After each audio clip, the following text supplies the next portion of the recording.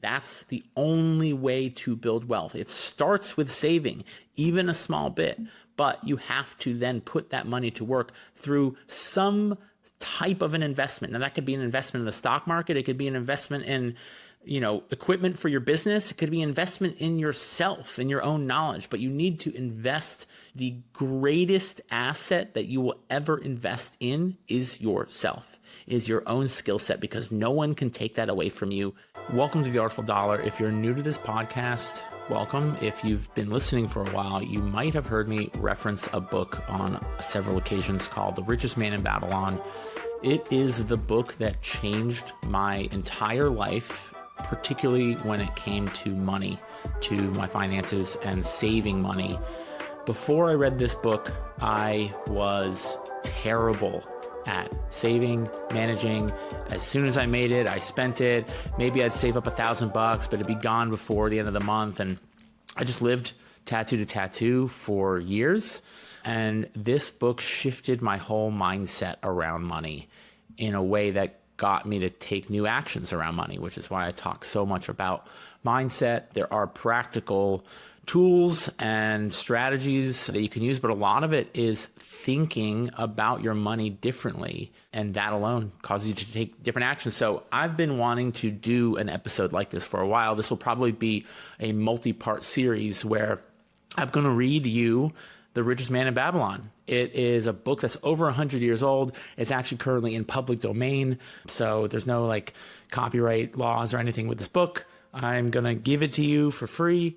I'm also going to give you some commentary on it. Consider this kind of like a book club, but it's a one-way book club. It's me talking about it. I think there are some things I would like to share my own perspective on, extrapolate on a bit. There's also a couple parts, if I recall, because it's been maybe 2 years since I've read this book. I've read it multiple times now. There's a few things that I might skip over or reword. Yeah, you'll see why. But anyway, I want anyone who listens to this episode and the multi-part series of this to really be excited about your money and the future that you get to create as a result of being a good steward, a good shepherd of your money. If in this book, they kind of talk about money's almost like your flock of sheep, and you're guiding it, you're steering it. And a good shepherd, their flock's going to be happy, they're going to multiply, and you're going to make more money. Everyone's going to be happy. A bad shepherd, their sheep are going to run all over the place, and they're going to have no idea where they are, and they're going to go broke very quickly.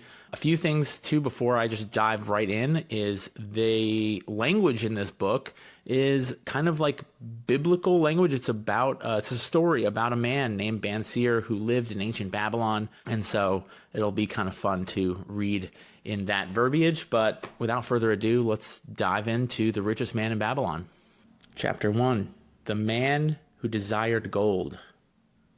Bansir, the chariot builder of Babylon, was thoroughly discouraged. From his seat upon the low wall surrounding his property, he gazed sadly at his simple home and the open workshop in which stood a partially completed chariot. His wife frequently appeared at the open door. Her furtive glances in his direction reminded him that the meal bag was almost empty, and he should be at work finishing the chariot. Hammering and hewing, polishing and painting, stretching taut the leather over the wheel rims, preparing it for delivery, so that he could collect from his wealthy customer. Nevertheless, his fat, muscular body sat stolidly upon the wall. His slow mind was struggling patiently with a problem for which he could find no answer. The hot, tropical sun, so typical of this valley of the Euphrates, beat down upon him mercilessly. Beads of perspiration formed upon his brow and trickled down unnoticed to lose themselves in the hairy jungle of his chest. Beyond his home towered the high terrace wall surrounding the king's palace.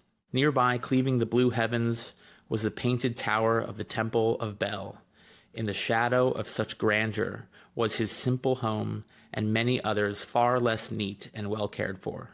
Babylon was like this, a mixture of grandeur and squalor, of dazzling wealth and direst poverty, crowded together without plan or system within the protecting walls of the city. Behind him, had he cared to turn and look, the noisy chariots of the rich jostled and crowded aside the sandaled tradesmen as well as the barefooted beggars. Even the rich were forced to turn into the gutters to clear the way for the long lines of slave water carriers on the king's business, each bearing a heavy goatskin of water to be poured upon the hanging gardens. Bansier was too engrossed in his own problem to hear or heed the confessed hubbub of the busy city. It was the unexpected twanging of the strings from a familiar lyre that aroused him from his reverie. He turned and looked into the sensitive, smiling face of his best friend Kabai, the musician. "May the gods bless thee with great liberality, my good friend," began Kabai with an elaborate salute. "Yet it does appear they have already been so generous thou needest not to labor. I rejoice with thee in thy good fortune. More, I would even share it with thee. Pray from thy purse, which must be bulging, else thou wouldst be busy in your shop. Extract but 2 humble shekels, and lend them to me until after the nobleman's feast this night. Thou wilt not miss them ere they are returned."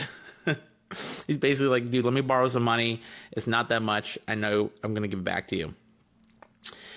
"If I had 2 shekels, Bansier responded gloomily, "to no one could I lend them, not even you, to my best friend, for they would be my fortune, my entire fortune. No one lends his entire fortune, not even to his best friend." "What?" exclaimed Kabai with genuine surprise. "Thou hast not shekel in thy purse, yet sit like a statue upon a wall?" Basically, you're broke and you're doing nothing. "Why not complete that chariot? How else canst thou provide for thy noble appetite? 'Tis not like thee, my friend. Where is thy endless energy? Doth something distress thee? Have the gods brought to thee troubles?" "A torment from the gods it must be," Bansier agreed. "It began with a dream, a senseless dream in which I thought I was a man of means. From my belt hung a handsome purse, heavy with coins. There were shekels which I cast with careless freedom to the beggars. There were pieces of silver with which I'd buy finery for my wife and whatever else I did desire for myself. There were pieces of gold which made me feel assured of the future and unafraid to spend the silver. A glorious feeling of contentment was within me. You would not have known me for thy hard-working friend, nor wouldst have thou my wife. So free from wrinkles was her face and shining with happiness. She was again the smiling maiden of our early married days." "A pleasant dream indeed," commented Kabai. "But why should such pleasant feelings as it aroused turn thee into a glum statue upon the wall?" "Why, indeed, because when I awoke and remembered how empty my purse, a feeling of rebellion swept over me. Let us talk it over together. As for the sailors do say, we ride in the same boat, we two. As youngsters, we went together to the priests to learn wisdom. As young men, we enjoyed each other's company. As grown men, we have always been close friends. We have been contented subjects of our kind. We have been satisfied to work long hours and spend our earnings freely. We have earned much coin in the years that have passed, yet to know the joys that come from wealth, we must dream about them. Bah! Are we more than dumb sheep? We live in the richest city in the world. The travelers do say none equals in its wealth. About us is much display of wealth, but of it we ourselves have not. After half a lifetime of hard labor, thou, my best friend, hast an empty purse and sayest to me, may I borrow such a trifle as 2 shekel until after the nobleman's feast this night? Then what do I reply? Do I say, here is my purse, its contents will I gladly share? No, I admit that my purse is empty as thine. What is the matter? Why cannot we acquire silver and gold, more than enough for food and robes? Consider also our sons, Bansier continued. Are they not 17, following in the footsteps of their fathers? Need they have their families and their sons' sons' families live all their lives in the midst of such treasures of gold, and yet, like us, be content to banquet upon our goat's milk and porridge? Never in all the years of our friendship didst thou talk like this before, Bansir. Kabai was puzzled. Never in all those years did I think like this before. From early dawn until darkness stopped me, I have labored to build the finest chariots any man could make, soft-heartedly hoping some day the gods would recognize my worthy deeds and bestow upon me great prosperity. This they have never done. At last, I realize this they will never do. Therefore, my heart is sad. I wish to be a man of means. I wish to own lands and cattle, to have fine robes and coins in my purse. I am willing to work for these things with all the strength in my back, with all the skill in my hands, with all the cunning in my mind, but I wish my labors to be fairly rewarded. What is the matter with us? Again, I ask you, why cannot we have our just share of the good things so plentiful for those who have the gold with which to buy them? Would I knew an answer, Kabai replied. No better than thou am I satisfied. My earnings from my lyre are quickly gone. Often must I plan and scheme that my family not be hungry. Also, within my breast is a deep longing for a lyre large enough that it may truly sing the strains of music that do surge through my mind. With such an instrument could I make music finer than even the king has heard before. Such a lyre thou shouldst have. No man in Babylon could make it sing more sweetly, could make it sing so sweetly not only the king, but the gods themselves would be delighted. But how mayest thou secure it, while we both of us are poor as the king's slaves? Listen to the bell, here they come. He pointed to the long column of half-naked, sweating water-bearers plodding laboriously up the narrow street from the river. 5 abreast they marched, each bent under a heavy goatskin of water. A fine figure of a man, he who doth lead them, Kabai indicated, the wearer of the bell who marched in front without a load. A prominent man in his own country, 'tis easy to see. There are many good figures in the line, Bansir agreed, as good men as we. Tall men from the north, laughing men from the south, short men from the near countries, all marching together from the river to the gardens, back and forth, day after day, year after year, not of happiness to look forward to, beds of straw upon which to sleep, hard grain porridge to eat. Pity the poor brutes, Kabai. Pity them I do, yet thou dost make me see how little better off are we, free men though we call ourselves. That is truth, Kabai, unpleasant though it be. We do not wish to go on year after year, living slavish lives, working, getting nowhere. Might we not find out how others acquire gold, and as they do, Kabai inquired? Perhaps there is some secret we might learn if we but sought from those who knew? Replied Bansir thoughtfully. This very day, suggested Kabai, I did pass our old friend Arcad, riding in his golden chariot. This, I will say, he did not look over my humble head as many in his station might consider his right. Instead, he did wave his hand that all onlookers might see him pay greetings and bestow his smile of friendship upon Kabai the musician. He is claimed to be the richest man in Babylon, Bansir mused. So rich the king is said to seek his gold aid in affairs of the treasury, Kabai replied. So rich, Bansir interrupted, I fear if I should meet him in the darkness of the night, I should lay my hands upon his fat wallet. Nonsense, reproved Kabai. A man's wealth is not in the purse he carries. A fat purse quickly empties if there is no golden stream to refill it. Arcad has an income that constantly keeps his purse full, no matter how liberally he spends. Income, that is the thing, exclaimed Bansir. I wish an income that will keep flowing into my purse, whether I sit upon the wall or travel to far lands. Arcad must know how a man can make an income for himself. Dost suppose it is something he could make clear to a mind as slow as mine? Methinks he did teach his knowledge to his son. Namasir, Kabai responded. Did he not go to Nineveh, and so it is told in the end, become without aid from his father one of the richest men in that city? A man's wealth is not in the purse he carries. A fat purse quickly empties if there is to be no gold stream refilling it. Kabai, thou bringest me a rare thought.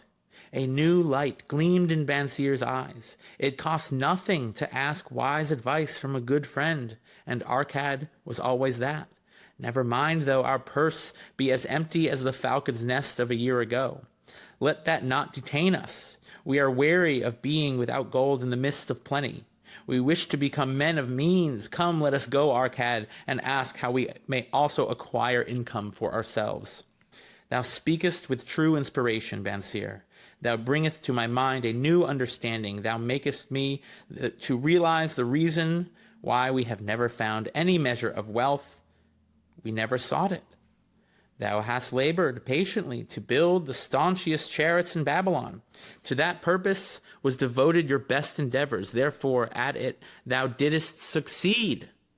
I strove to become a skillful lyre player, and at it I did succeed. In those things toward which we exerted our best endeavors, we succeeded. The gods were content to let us continue thus. Now at last we see a light, bright like that from the rising sun. It biddeth us to learn more, that we may prosper more. With a new understanding we shall find honorable ways to accomplish our desires. Let us go, Arkad, this very day, Bansir urged.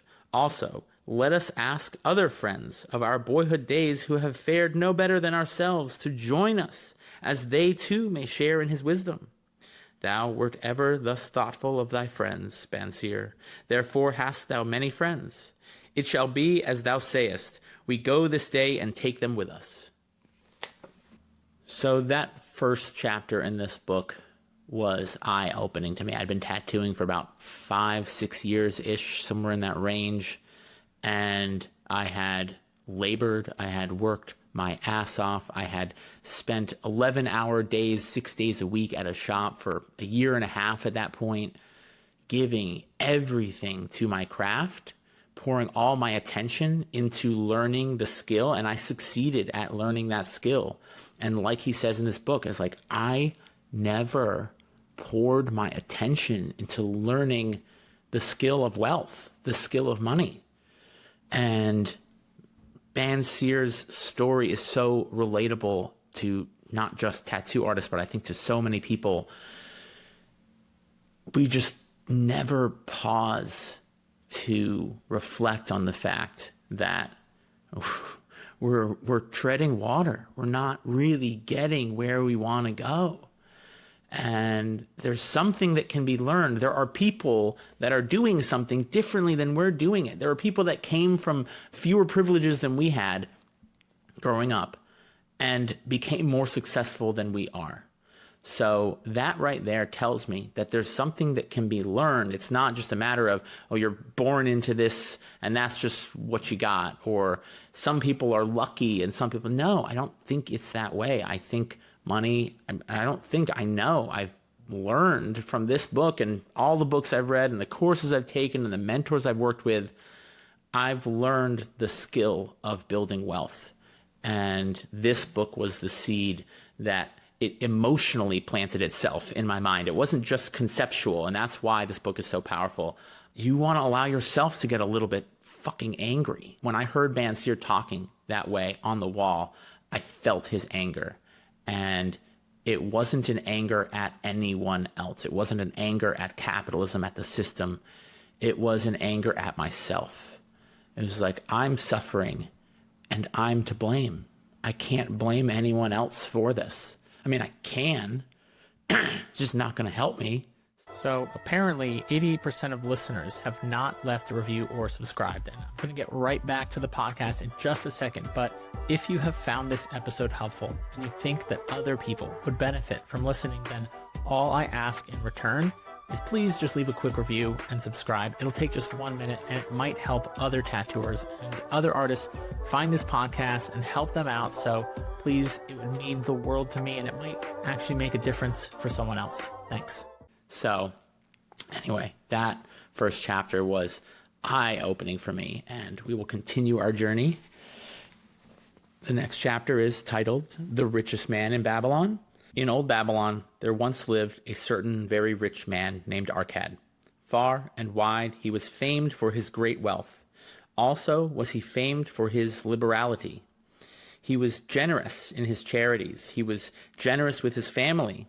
He was liberal in his own expenses, but nevertheless, each year his wealth increased more rapidly than he spent it. And there were certain friends of younger days who came to him and said, "You, Arcad, are more fortunate than we. You have become the richest man in Babylon while we struggle for existence. You can wear the finest garments and you can enjoy the rarest foods, while we must be content if we can clothe our families in raiments that is presentable and feed them as best we can. Yet once we were equal. We studied under the same master. We played the same games. And in neither the studies nor the games did you outshine us. And in the years since, you have been no more an honorable citizen than we, nor have you worked harder or more faithfully in so far as we can judge. Why then should a fickle fate single you out to enjoy all the good things of life and ignore us who are equally deserving?" Thereupon Arcad remonstrated with them, saying, "If you have not acquired more than a bare existence in the years since we were youths, it is because you either have failed to learn the laws that govern the building of wealth, or else you do not observe them. Fickle fate is a vicious goddess who brings no permanent good to anyone. On the contrary, she brings ruin to almost every man upon whom she showers unearned gold. She makes wanton spenders who soon dissipate all they receive and are left beset by overwhelming appetites and desires they have not the ability to gratify. Yet others whom she favors become misers and hoard their wealth, fearing to spend what they have, knowing they do not possess the ability to replace it.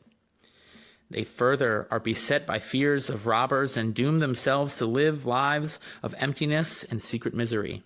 Others there probably are who can take unearned gold and add to it and continue to be happy and content citizens. But so few are they, I know of them but by hearsay. Think of you, of the men who have inherited sudden wealth, and see if these things are not so." So we all know trust fund babies.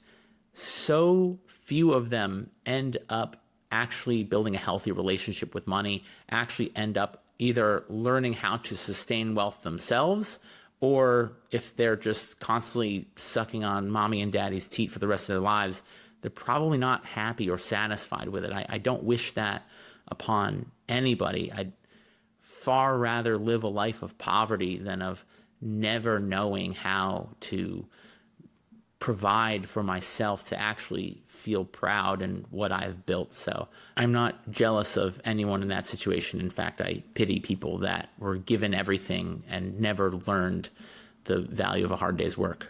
His friends admitted that of the men they knew who had inherited wealth, these words were true, and they besought to him to explain to them how he had become possessed of so much prosperity. So he continued, "In my youth, I looked about me and I saw all the good things there were to bring happiness and contentment. And I realized that wealth increased the potency of all these things. Wealth is power. With wealth, many things are possible. One may ornament the home with the richest of furnishings. One may sail to distant seas. One may feast on the delicacies of far lands. One may buy the ornaments of the gold worker and the stone polisher. One may even build mighty temples for the gods.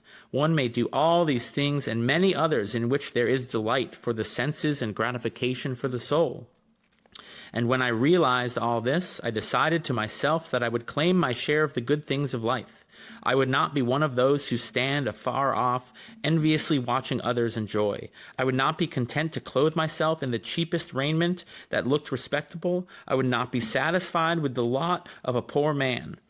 On the contrary, I would make myself a guest at this banquet of good things.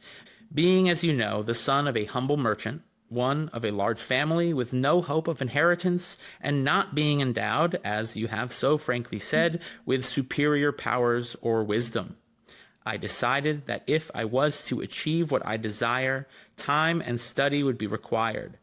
As for time, all men have it in abundance. You, each of you, have let slip by sufficient time to have made yourselves wealthy, yet you admit you have nothing to show except your good families, of which you can be justly proud. As for study, did not our wise teacher teach us that learning was of two kinds, the one kind being the things we learned and knew, and the other being the training that taught us how to find out what we did not know? A couple things there.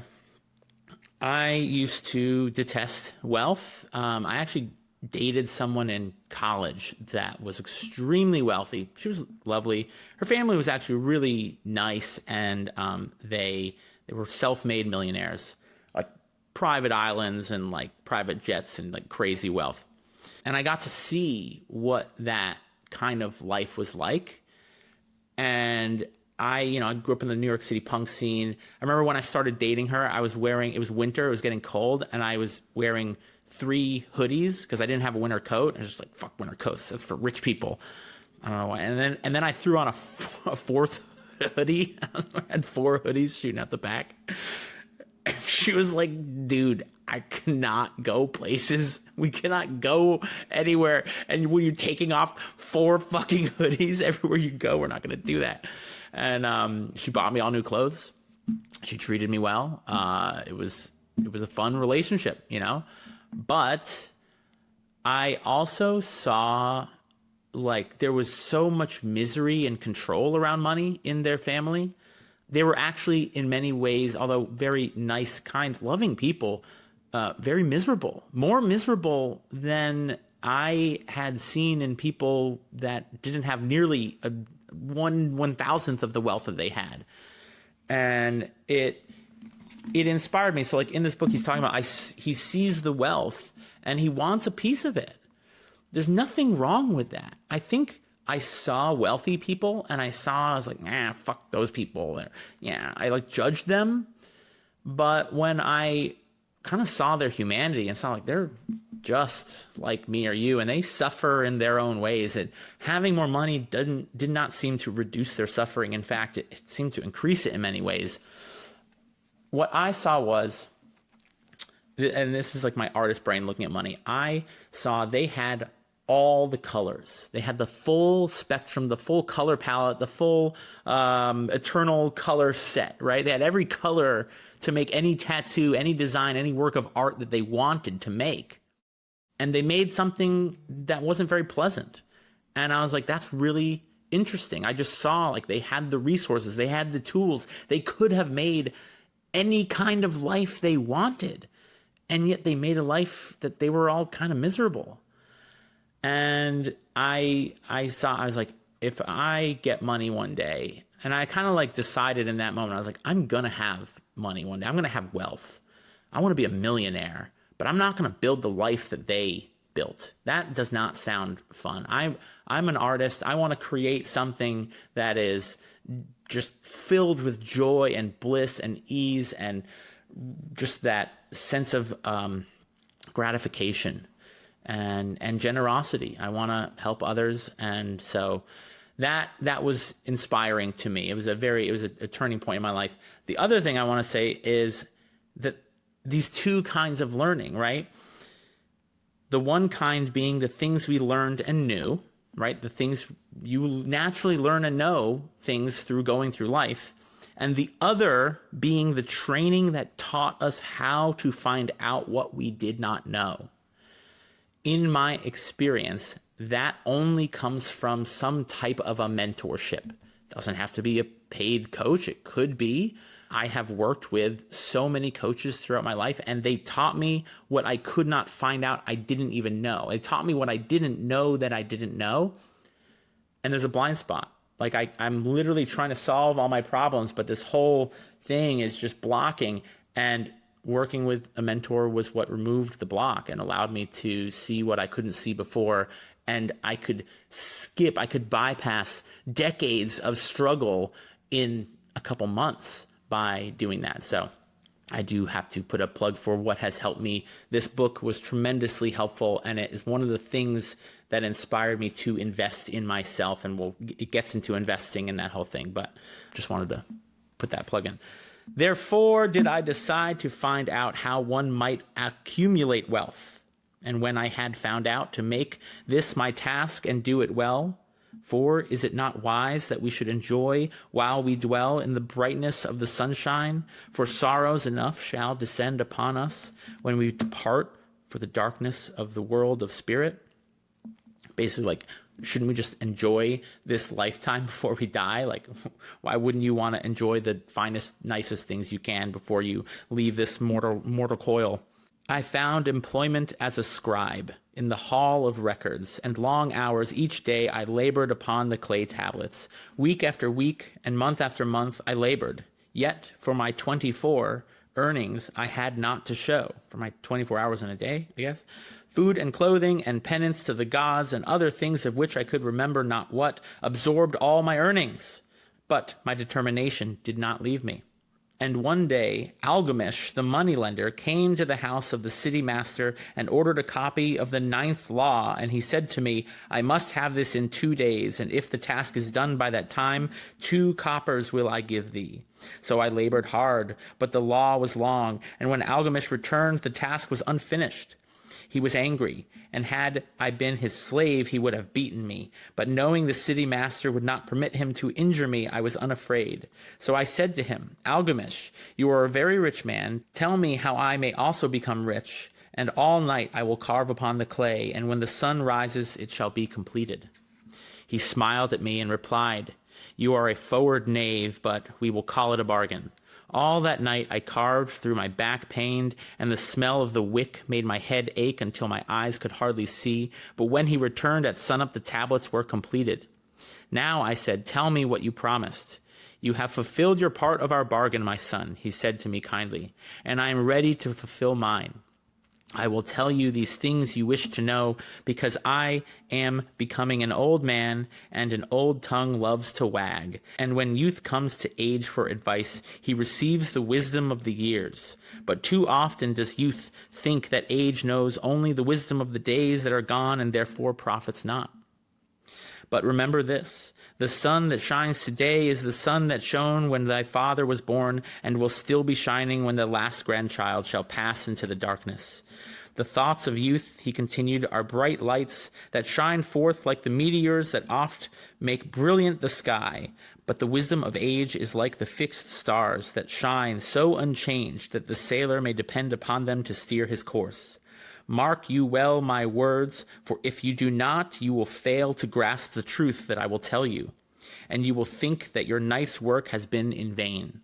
Then he looked at me shrewdly from under his shaggy brows and said in a low, forceful tone, I found the road to wealth when I decided that a part of all I earned was mine to keep. And so will you. Then he continued to look at me. With a glance that I could feel pierce me, but said no more. Is that all? I asked. That was sufficient to change the heart of a shepherd into the heart of a moneylender, he replied. But all I earn is mine to keep, is it not? I demanded. Far from it, he replied. Do you not pay the garment maker? Do you not pay the sandal maker? Do you not pay for the things you eat? Can you live in Babylon without spending? What have you to show for the earnings of the past month? What for the past year? Fool, you pay for everyone but yourself. Dullard, you labor for others. As well be a slave and work for what your master gives you to eat and wear. If you did keep for yourself 1/10 of all you earn, how much would you have in 10 years? My knowledge of numbers did not forsake me, and I answered, as much as I earn in 1 year. You speak but half the truth, he retorted. Every gold piece you save is a slave to work for you. Every copper it earns is its child that also can earn for you. It would become wealthy. If you would become wealthy, then what you save must earn, and its children must earn, and that all may help to give you the abundance you crave. You think I cheat you for your long night's work, he continued, but I am paying you 1,000 times over if you have the intelligence to grasp the truth I offer you. A part of all you earn is yours to keep. It should be not less than 1/10, no matter how little you earn. It can be as much more as you can afford. Pay yourself first, but do not buy from the cloth maker or the sandal maker more than you can pay out of the rest, and still have enough for food and charity and penance to the gods. Wealth, like a tree, grows from a tiny seed. The first copper you save is the seed from which your tree of wealth shall grow. The sooner you plant that seed, the sooner shall the tree grow. And the more faithfully you nourish and water that tree with consistent savings, the sooner may you bask in contentment beneath its shade. So, saying, he took his tablet and went away. Wealth, like a tree, grows from a tiny seed. The first copper you save is the seed from which the tree of wealth shall grow. I thought much about what he had said to me, and it seemed reasonable, so I decided that I would try it.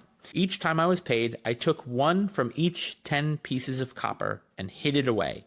And strange as it may seem, I was no shorter of funds than before.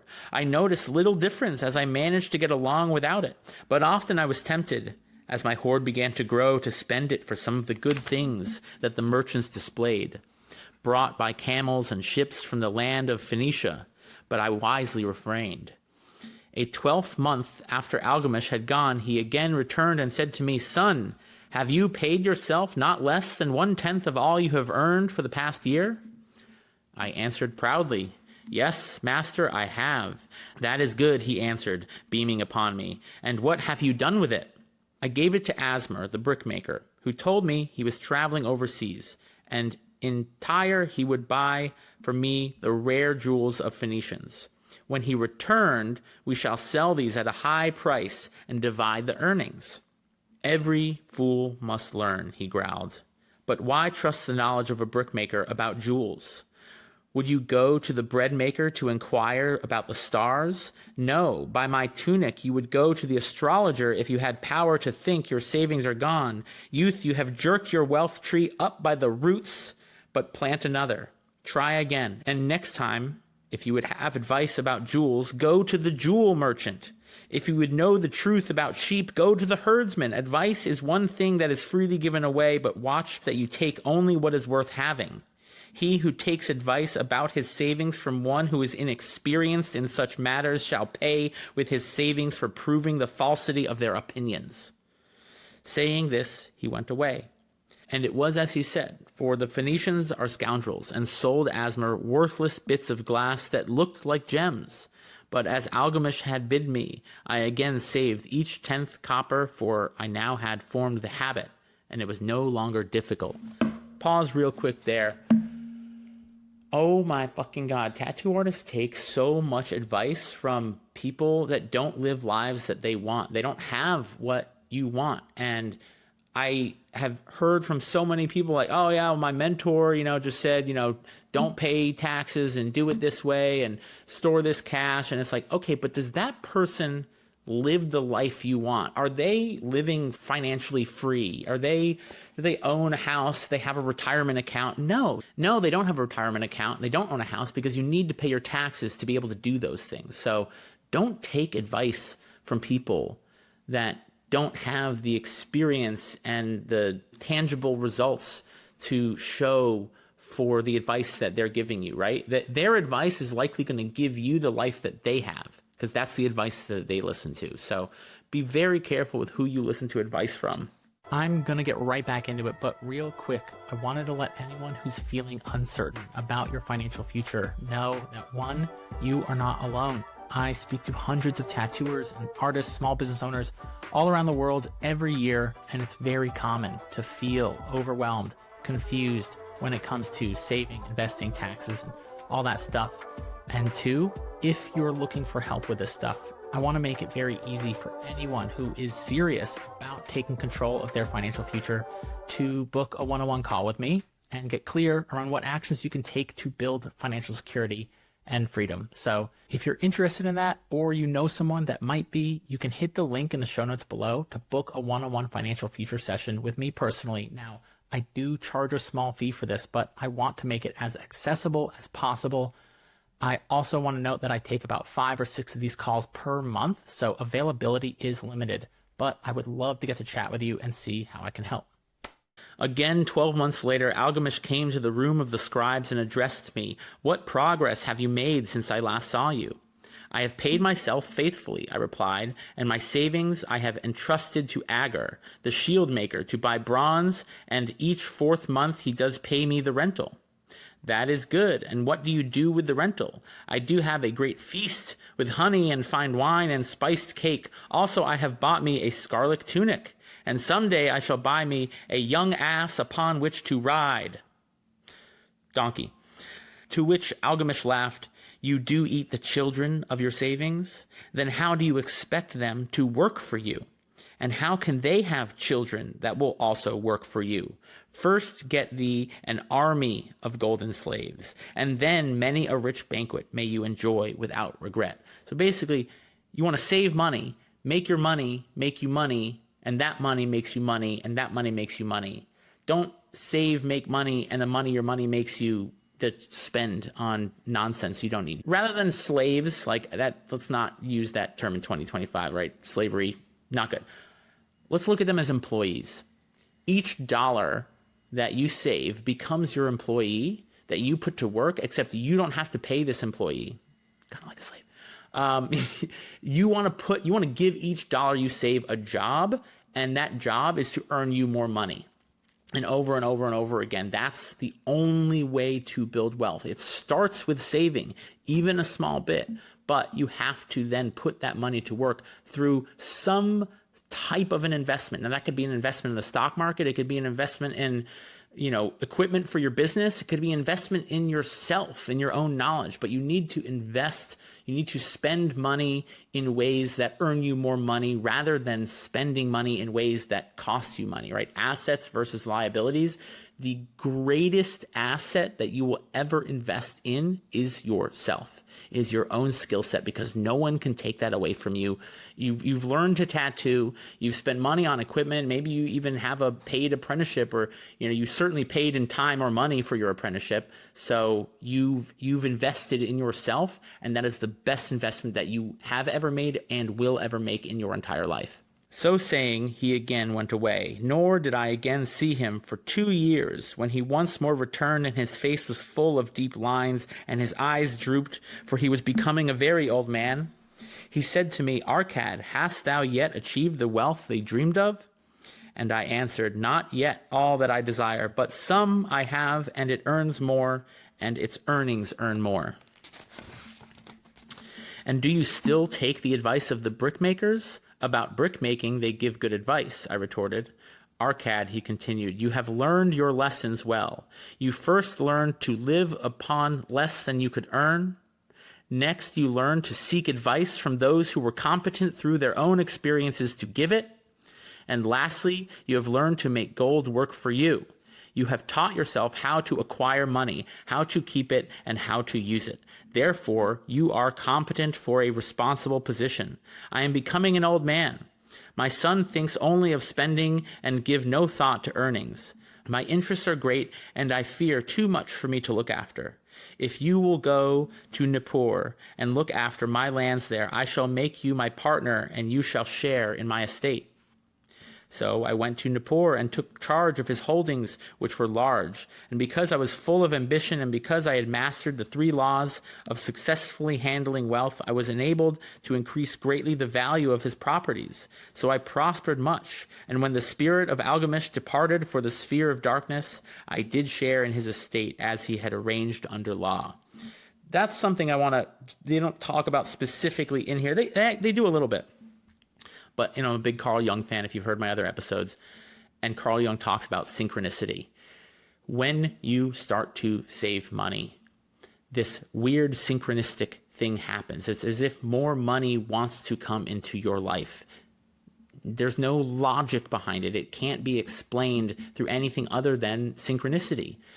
I saved my first $10,000, and I was given an opportunity to rent my own studio, which then I rented out to other people. And over again, these weird series of events would happen that if I had not saved money, the opportunity could have come into my life and I wouldn't have even known it because it just would have passed through. But because I was in the position to take advantage when I bought my first investment property, if I had not had that savings, if I had not built up my credit score, if I had not been paying my taxes, then the opportunity to invest in that property would have come and gone, and I wouldn't have been able to, earn $100,000 off of a $20,000 investment. So really looking at the unexpected abundance that comes from saving money, like he had in getting this position that he wouldn't have gotten if he hadn't started to put in the time and energy into learning the skill of building wealth.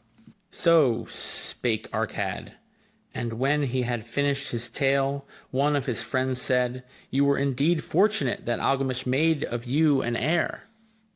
Fortunate only in that I had the desire to prosper before I met him. For 4 years did I not prove my definiteness of purpose by keeping 1/10 of all I earned? Would you call a fisherman lucky who for 4 years so studied the habits of the fish that with each changing wind he could cast his nets about them?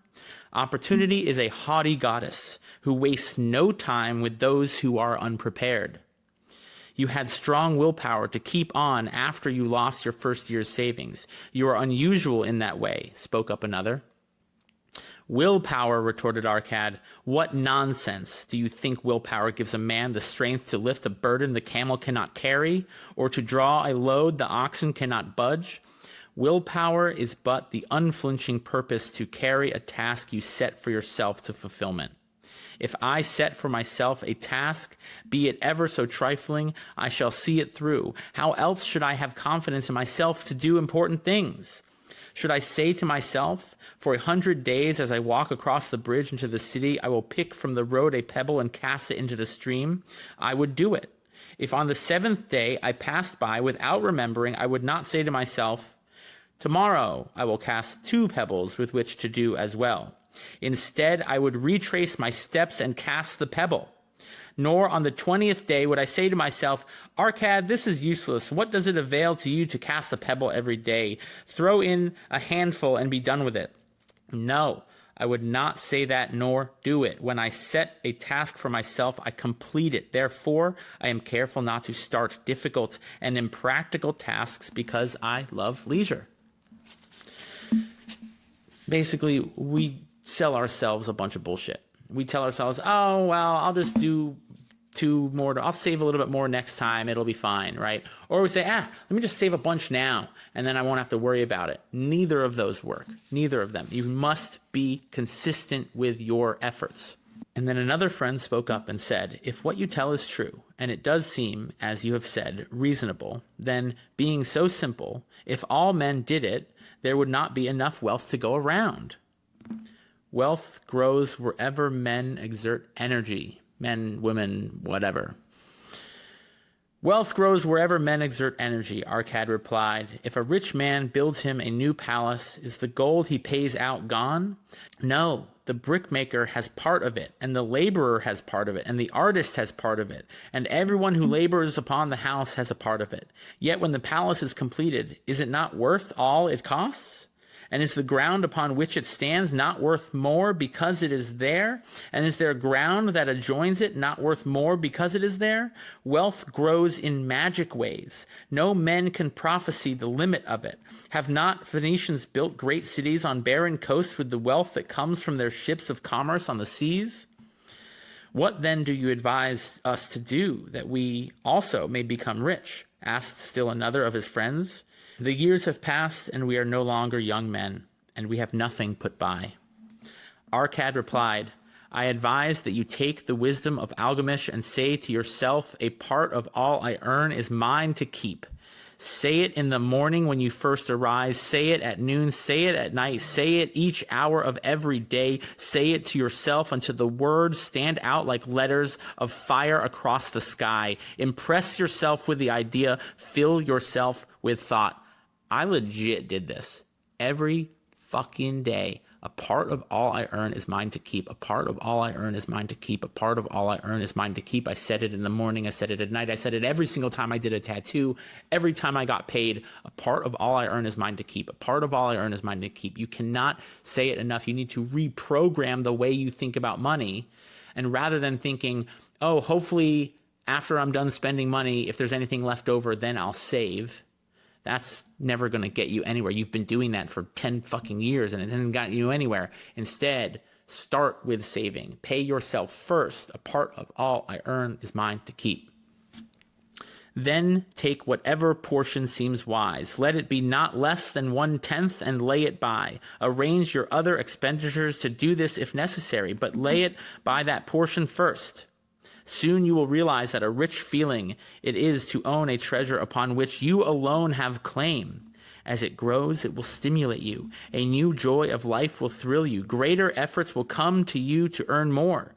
For your increased earnings will not the same percentage be also yours to keep. So you earn $80,000, you save $8,000 a year. You earn $120,000, you save $12,000 a year. You know, the more you earn, if you practice this when you're earning $30,000 a year, then it'll be easier to do as you make more money. The problem is that people never learn to do it when they're making a little bit of money. And so as they earn more, they still do the same things that they did when they earned a little, which never turn into savings. That's why so many people earn more money now than they ever did, but they have the same amount of money that they ever did, which for a lot of people is less than $1,000. Most people in America, if you're unaware of this, most adults in America have less than $1,000 in savings. It's wild to think that people are just living, and if something were to happen, they would have to go into debt in order to handle that kind of an emergency. So building that emergency savings is like your foundation to being able to buy a house, being able to retire, being able to grow your business, being able to take other risks because you've built up that emergency savings. Then learn to make your treasure work for you. Make it your slave or your employee or whatever. Make its children and its children's children work for you. Ensure an income for the future. Look thou at the aged and forget not that in the days to come thou will also be numbered among them. Basically, look at people older than you, and soon enough you're going to be among people that are older. You're going to be that. Therefore, invest in thy treasure with thy greatest caution, that it not be lost. Usurious rates of return are deceitful sirens that sing but to lure the unwary upon the rocks of loss and remorse. Provide also that thy family may not want, should the gods call thee to their realms. For such protection, it is always possible to make provisions with small payments at regular intervals. Basically, people that are out there exclaiming these like wild, outrageous returns, like let's look at cryptocurrency.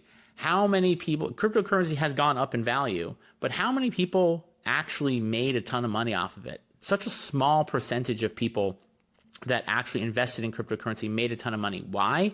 Because they didn't actually know how to invest. They didn't understand the timeline. They didn't understand risk tolerance. They invested all of their savings. They didn't have any emergency savings. So then when something happened or the market dropped and they had so much fear, so much emotion, they sold and they lost money. You don't hear of tons of people making millions of dollars on cryptocurrency. You hear of it once in a while, even though the overall value has gone up. Don't be swayed by these crazy returns if you haven't yet learned the foundation of money. Investing in things you know about. That's the other reason why people don't make money in cryptocurrencies. They don't understand it. And so when things are difficult, they sell. They get out of their position because they're afraid. They don't understand how it works. Meanwhile, investing in things that you know, if you are a gemologist, right, invest in precious stones. If you're a tattoo artist, invest in tattooing, invest in your business, invest in yourself, invest in things that you know that you can control so that you have the best odds of being able to see a return on that investment. And the last thing he says here, which was kind of confusing, is make sure that if you have a family, you're putting something away to protect them. If you have kids and you don't have at least a term life insurance policy. And I'm not an insurance salesman, so you're not buying this from me. But I have kids and I have a life insurance policy. Everyone that has kids or family or someone to protect in case the gods call you up to wherever the fuck they are, you need to have something put away, some savings, insurance policy, something to protect your loved ones in case you're gone.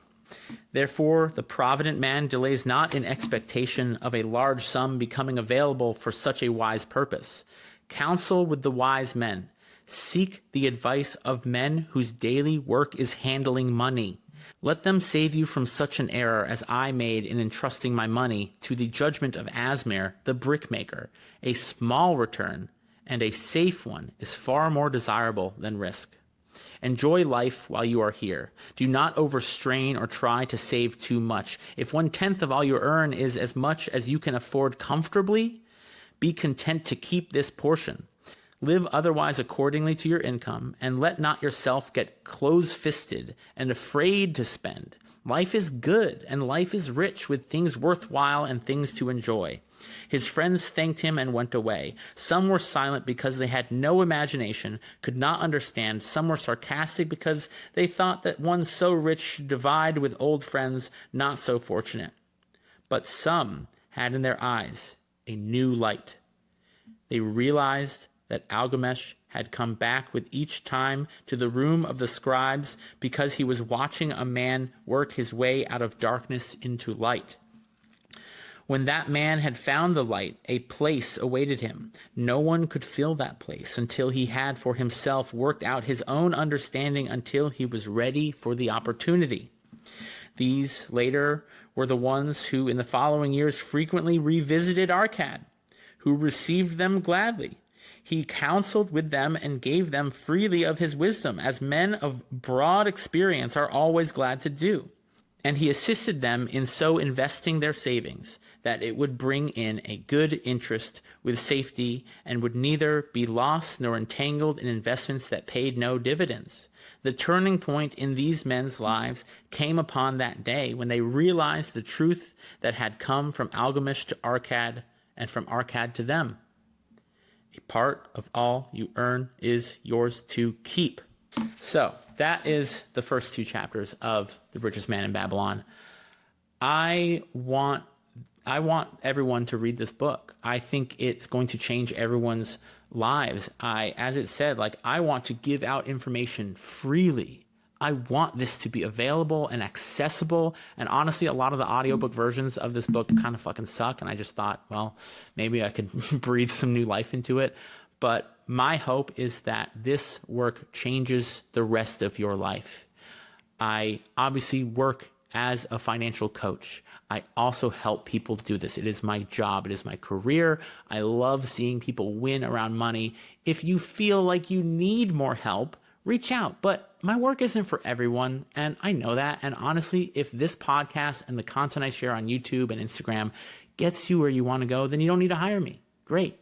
But for anyone that's looking to speed up or get results more quickly, or they're just looking for that kind of guidance, feel free to reach out. And if not, keep listening to this podcast. I'm going to keep giving you free knowledge and wisdom every week, every month, every year. I'm not going anywhere. I hope that this episode was helpful, and I'm going to continue reading this book, but let me know in the comments. That would help me know if you liked this, if you want me to keep reading it. Let me know in the comments. I really appreciate it, and have a great rest of your day.